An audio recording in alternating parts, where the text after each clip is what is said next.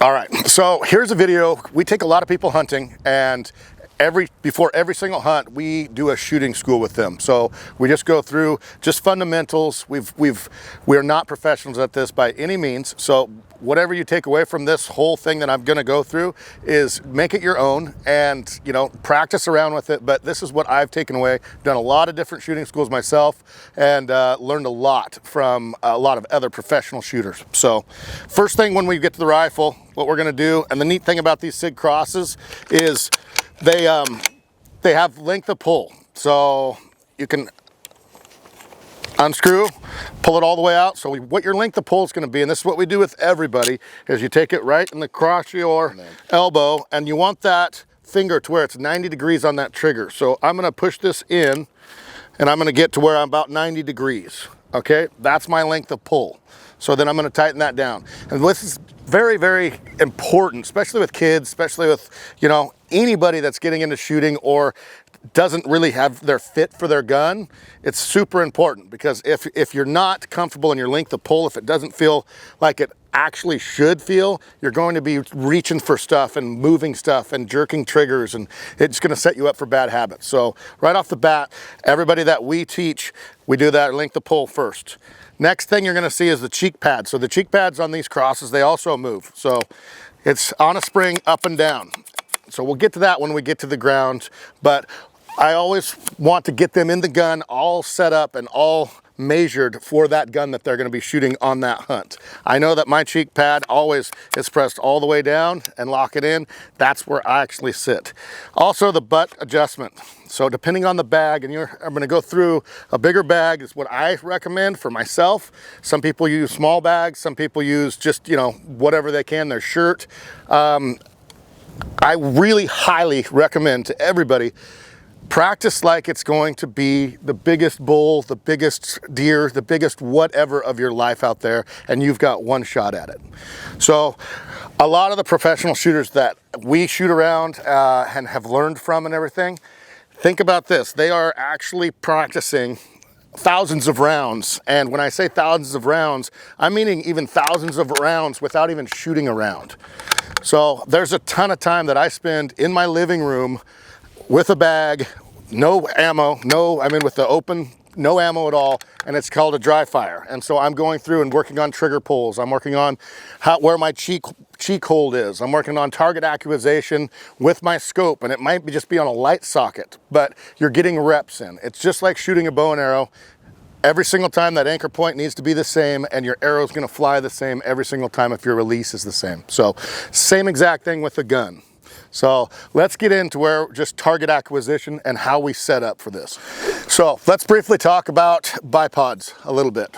So like I said, this is a Tricer bipod. They make a ton of different stuff. Tricer, it seems to be bulletproof for me so far. I really enjoy it. And what I enjoy about it most is it's got a ton of versatility. I can move it any way I want to, and it locks in. I can obviously extend it if I want to.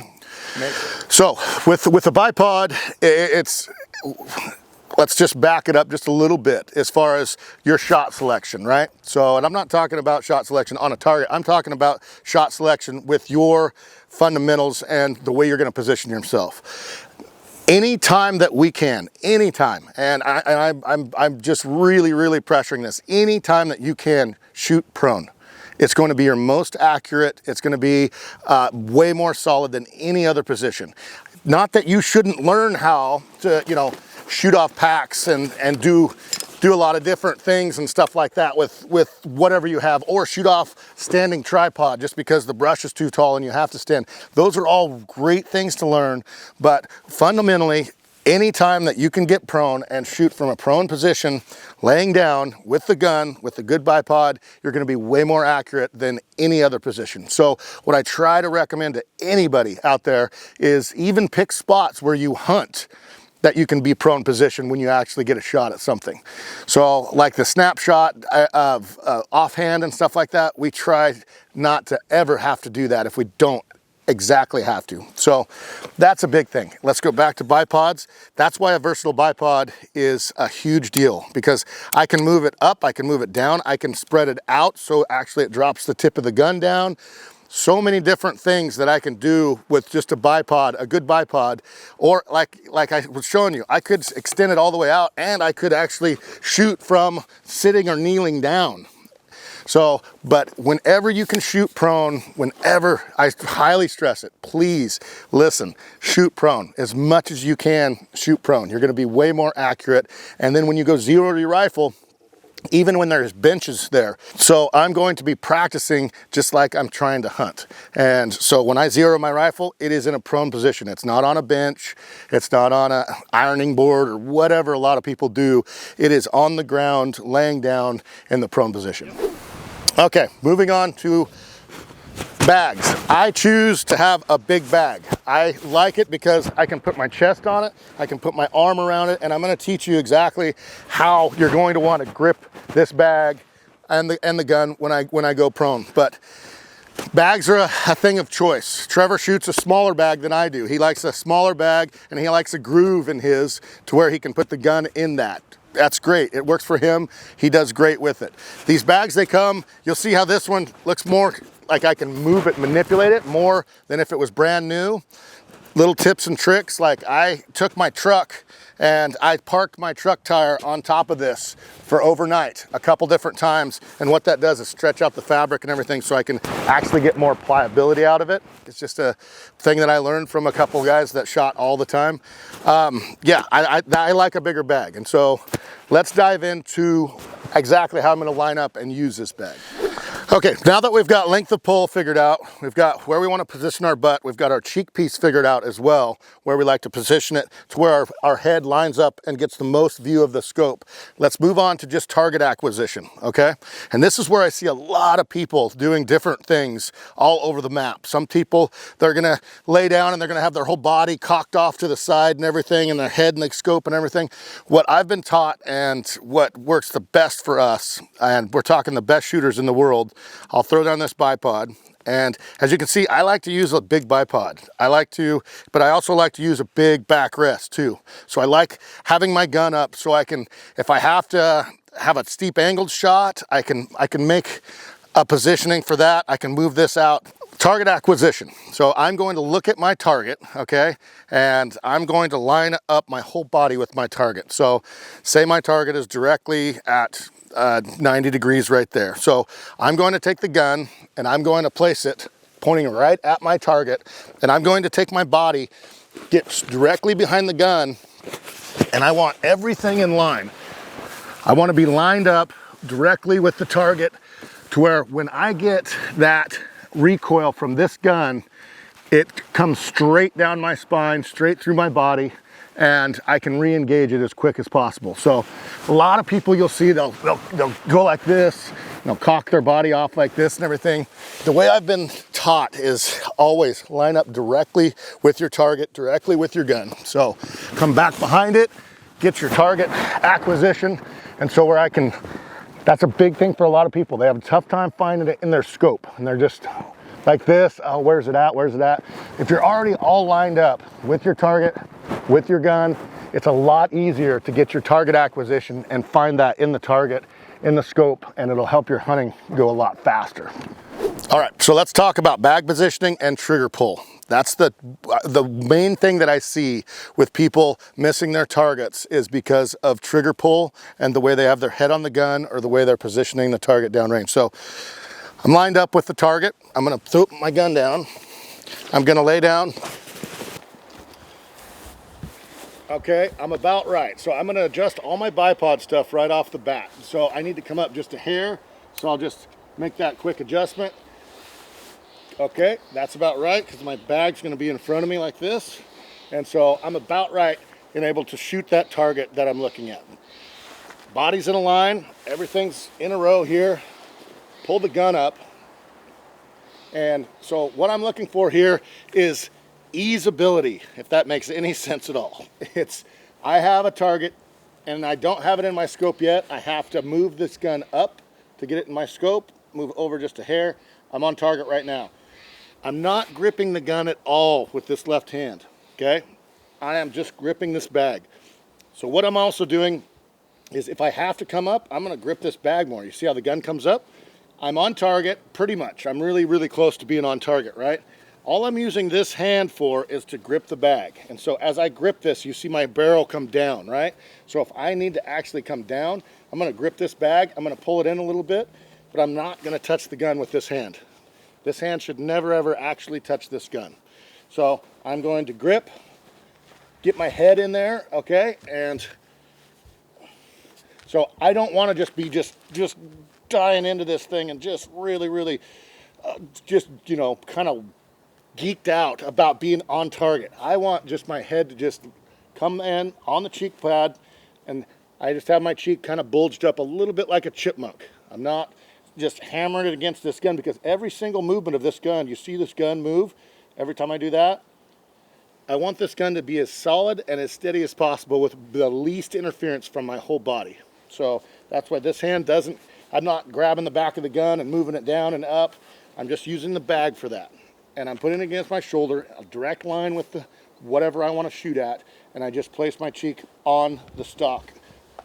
And I just place my cheek on the cheek pad of the gun. All right, so I'm on target. Nothing is moving. It is dead rock solid, just like this. So, like I said before, there's little movement on this gun as possible with any part, and that goes clear to trigger pull. So we're going to cover that now. let's cover trigger pull. Okay, and this is where I see most people have the toughest time with accuracy downrange at a long range shot, is trigger pull, especially if you haven't practiced a lot. And so like I said in the first of the video, do this over and over and over in your living room. So when you're watching TV, get down on the floor just like I am prone right now, and find a light socket, get all dialed in. Obviously make sure your gun is unloaded without a magazine, and get on that light socket and go through the motions of a perfect trigger pull. So what I'm gonna teach you, and this is what I've learned over the years, is the less influence on the gun, the better. So if I have my hand around this pistol grip and I'm just like this and I'm jacked up and there's the biggest bull I've ever seen and I'm gripping this thing, you can see how much that gun moves just by gripping this gun. Whereas I want to influence this gun as little as possible. So my whole trigger pull is going to be just from my index finger. And what I'm talking about here is take the first knuckle of your finger and take the tip of your finger and go right in between it. So that's where your biggest pad is. That's where your fingerprint is actually. And that's gonna give you the most sensitivity as well. So I'm going to get on the trigger without any other fingers hardly on the gun. I'm going to rest my thumb barely just on the safety a little bit. And so this is on off obviously, and so when I'm ready to shoot, I'm flipping that safety off and my hand is barely going to be touching this gun. So I will show you a break of a trigger, how I do it. So I'm on target and I'm breathing through the shot and I'm just pulling back. It's a two-stage trigger, so I'm pulling back to where I get to the wall, and then I'm just barely pulling, pull. Gun fires, holding that trigger back. I don't want, you see a lot of people, what they do is they go and they pull off the trigger really fast.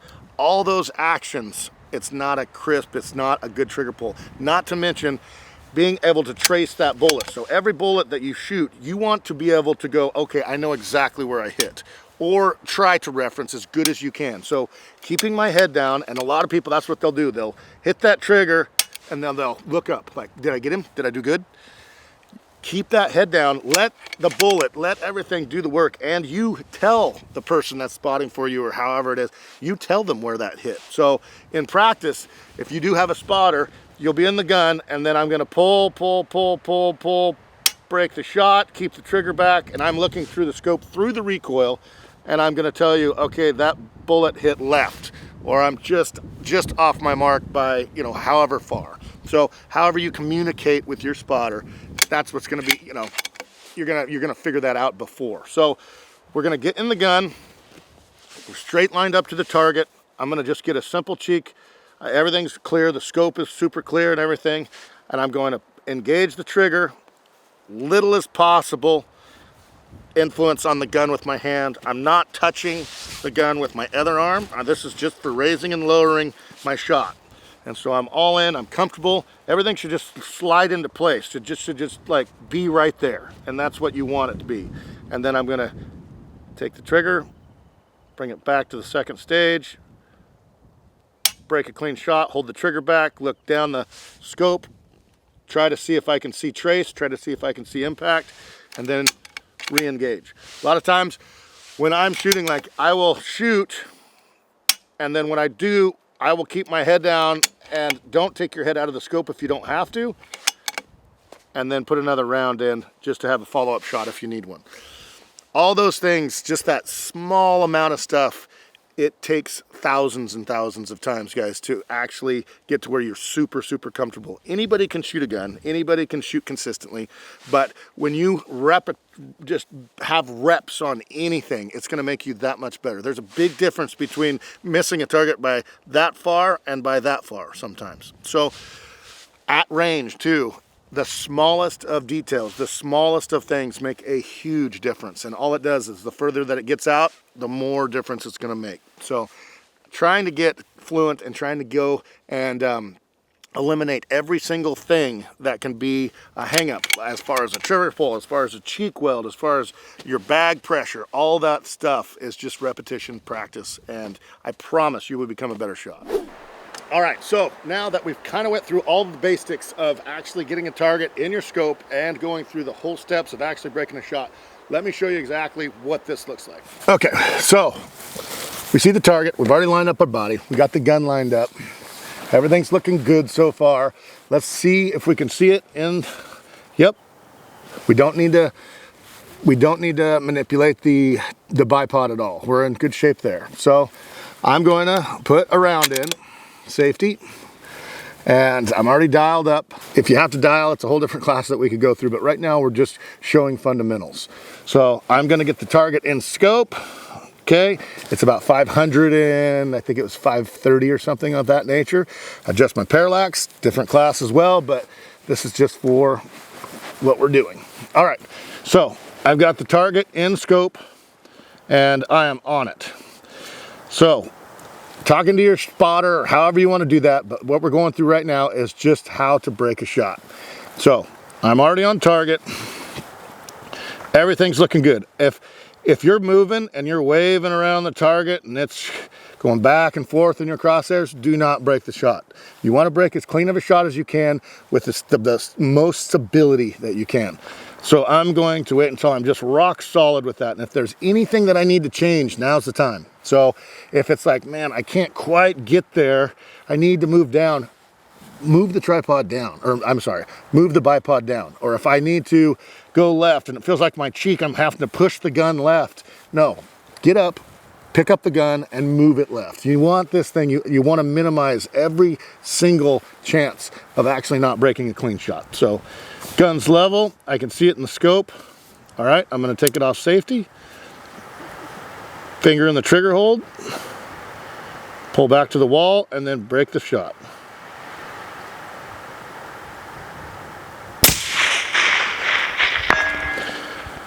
So I broke the shot, I kept my head down, I watched exactly where that impacted as well. So we'll do it again.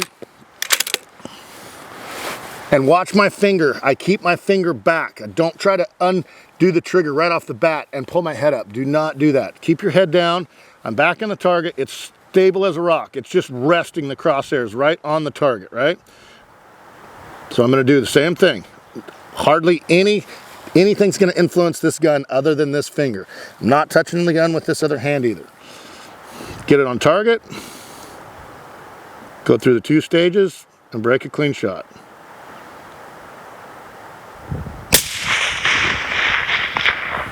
Keep the trigger back, hold it back to the wall, and then release it. And I'll show you what it's like to shoot 2 in a row. So we've done this a few different times on a couple elk and moose and stuff like that. And after you practice for a long time and you get to where you know that gun and you know where you're hitting and how fast you can do it, it's great in practice. So do it in practice and then it'll make perfect when you're actually in the field. All right, so what I'm gonna do is shoot 3 shots in succession and kind of show you what I want you to watch, and I want you to practice at home, is keeping that head in that scope and keeping on that target at all times. Different class altogether, but this is why I don't recommend people pump their scopes up. This is 30 power if I wanted to, I believe. I'm running right around 15, 16 power. So I can actually see a full picture of the target and I can actually trace that bullet. So it's not always best to just crank that thing all the way to the max. You want to be able to track your shots. So here we go. We'll do 3 in a row.